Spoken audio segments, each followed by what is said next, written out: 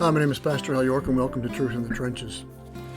Today we're going to be in Proverbs chapter 23, really looking at several verses, but I'll read verse 4 to sort of set the stage for what we want to talk about. Do not weary yourself to gain wealth. Cease from your consideration of it. As you read through Proverbs, there are some chapters that have a number of verses that begin with two important words for us in our personal spiritual growth, in our parenting, teaching, mentoring. Quite simple words or small words, do not. It's a negative instruction. Yes, we need to encourage and be encouraged, but we have taken that to a whole new level in our culture and education today.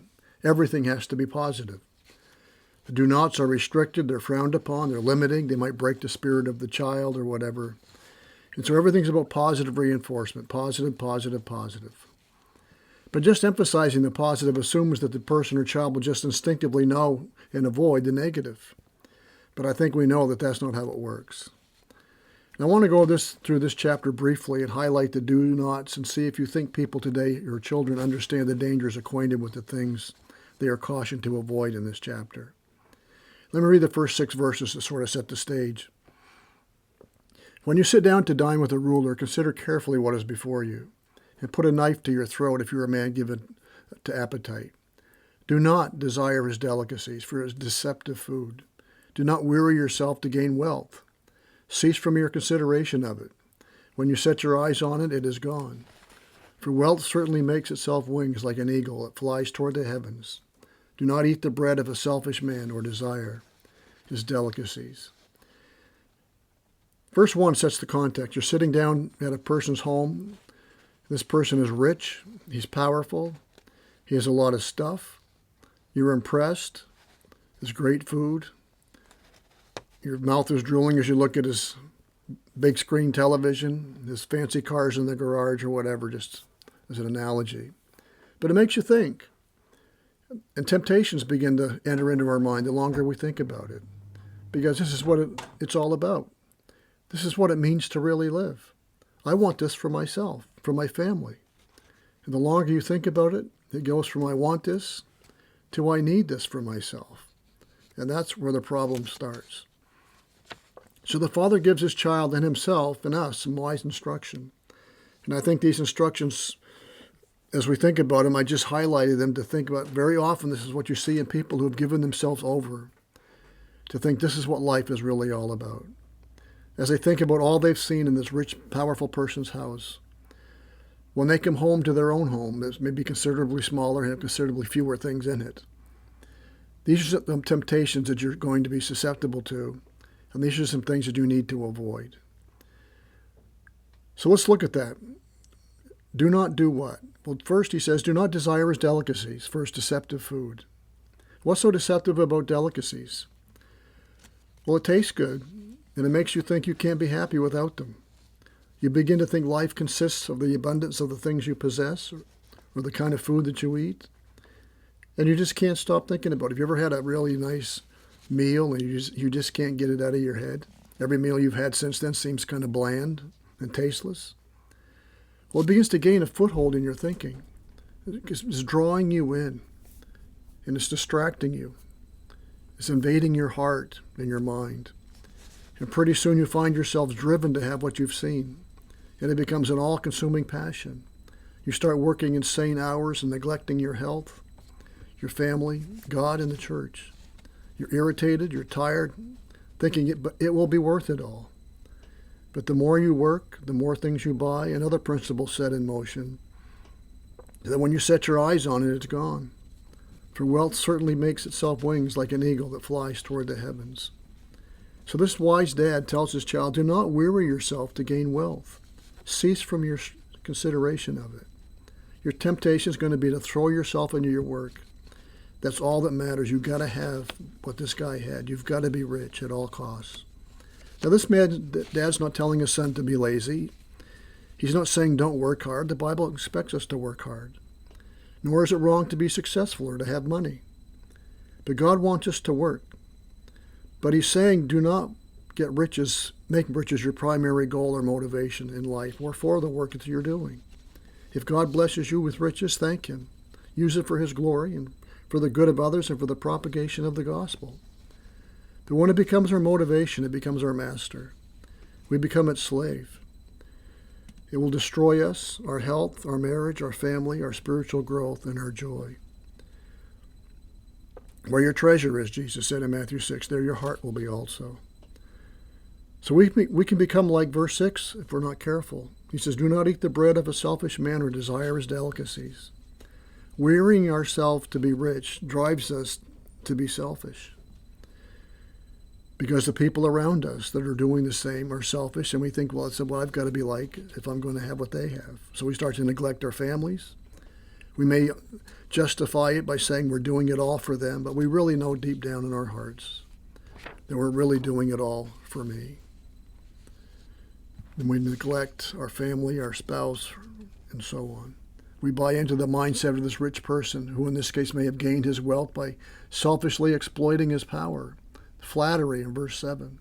You flatter people to disarm them so that you can take advantage of them. Do not speak in the hearing of a fool, for he will despise the wisdom of your words. You will find people think your attitude of working for the glory of God and the good of others is nonsense. And they will begin to change your heart and change your thinking. And you'll begin to see that thinking doesn't go very far to be rich, because you never hear them talk like that. And then he talks about taking advantage of people. Verse 23 to 10, do not move the ancient boundary or go into the field of the fatherless. People who can't defend themselves. They get run over by the rich people seeking to gain more riches. They're not sympathetic to the poor. They exploit them. And that's a temptation that comes with desiring to be rich. People just are there for your gain, despite how much it hurts them. It's possible that this person who was home he was in got rich by exploiting people, mistreating people, robbing people. That's what people with power are tempted to do. That's what temptation is comes our way when we're driven or motivated to get rich. Then he says, do not hold back discipline from your child. Often such people neglect their children. Discipline takes time, takes energy. And so they just throw money at them. Absentee fathers or parents think that they can buy the respect and love of their children. But it doesn't work like that. And it just begins to spiral downward. Do not let your heart envy sinners, but live in the fear of the Lord always. Verse 17. Remember what you saw in verse 1 when you sit down to dine with the ruler? Put a knife to your throat. Heart that is jealous is wishing you had what others have. That's jealousy. But envy seeks to take away what others have that you don't. If I can't have it, they shouldn't be able to have it either. And that's the progression that we see. When we don't control our heart, we don't control our thinking, we don't control our desires. And then he says in lastly, do not be with heavy drinkers of wine or with gluttonous eaters of meat, verse 20. Unjust gain and alcohol are very often closely linked, so be careful. Heavy drinkers and poverty will come to, and laziness will clothe one with rags. Verses 26 to 28. Immorality often rears its ugly head in such ungodly pursuits and hearts that have abandoned self-discipline to pursue and chase after riches. They wander, this passion that's driving them to be rich is a passion that's out of control, and that passion often wanders into other areas as well. So what does he tell this son here in closing? Quickly. He says, live in the fear of the Lord always. Remember there's a future. Your hope will not be cut off. Direct your heart in the way of God. Give me your heart and let your eyes delight in my ways. This is a father imploring his child to follow his ways and not the ways of the rich and the deceitful. Listen to your father and mother. Buy truth and do not sell it. It's very similar to Paul's warnings to Timothy in 1 Timothy 6, 9 to 10 and 17 to 19. Let me read them as I wrap this up. 1 Timothy 6, 9.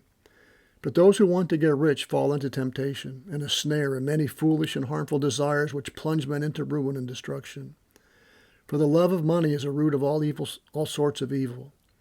And some by longing for it have wandered away from the faith and pierced themselves with many griefs. He says, Timothy, flee these things, you man of God, and pursue righteousness, godliness, faith, love, perseverance, and gentleness. Fight the good fight of faith. Take hold of eternal life to which you were called, and you made the good confession in the presence of many witnesses. Then later on in verse 17, he says, instruct those who are rich in this present world not to be conceited or selfish or to fix their hope on the uncertainty of riches. Those riches we talked about earlier that have wings and fly away. But set your certainty, set your hope on God, who richly supplies us with all things to enjoy. Instruct them to do good, to be rich in good works, to be generous and ready to share, storing up for themselves a treasure of a good foundation for the future, so that they may take hold of that which is life indeed. You almost wonder if Paul was not thinking about Proverbs 23 when he wrote that. And God inspired him to write those words. But I think there's a lot of, in the world that we're living in, where money seems to be the god of so many people.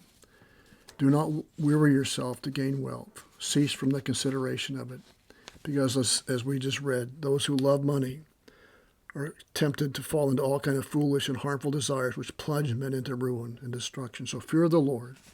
Walk with him. And if he chooses to bless you, give him thanks and use it for the glory of God. But if not, we can be content with what God has given us as we seek to serve him and serve others for the glory of God and the good of those we seek to serve.